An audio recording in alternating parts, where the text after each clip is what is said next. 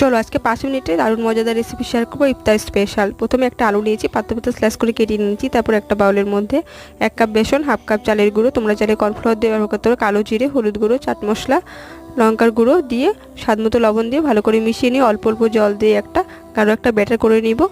তারপর ব্যাটারটা সম্পূর্ণ কমপ্লিট হয়ে গেলে ভালো করে ফেটিয়ে নিয়ে অল্প একটু বেকিং সোডা দিয়ে দেবো। বেকিং সোডাটা অপশনাল, তোমরা চাইলে নাও দিতে পারো। ভালো করে ফেটানো হয়ে গেলে পরে তারপর এই পাতলা স্লাইসগুলো বেসনের ব্যাটারের মধ্যে দিয়ে ভালো করে কোটিং করে নেব এবং গরম তেলের মধ্যে মিডিয়াম ফ্লেমে ভেজে নেব। উল্টে পাল্টে ভেজে নিলে কিন্তু আমাদের তার স্পেশাল ক্রিস্পি আলুর পকোড়া একদম তৈরি হয়ে গেলে একবার অবশ্যই ট্রাই করে দেখো, খুব তাড়াতাড়ি 5 মিনিটের মধ্যে হয়ে যাবে। রেসিপিটা কেমন লাগলো অবশ্যই কমেন্ট করে জানিও, ভালো লাগলে লাইক শেয়ার করে দিও এবং সাবস্ক্রাইব করে ভুলতো না এরকম আরও নতুন নতুন রেসিপি দেখার জন্য। Thanks for watching. সকলে ভালো থেকো, সুস্থ থেকো, দেখা হচ্ছে নেক্সট ভিডিওতে নতুন কিছু রেসিপির সাথে। ধন্যবাদ। দেখতে পাচ্ছ কত কুরকুরা ক্রিস্পি হয়েছে, একটা ভেঙেও দেখাচ্ছি, একদম মুচমুচে হয়ে যায়।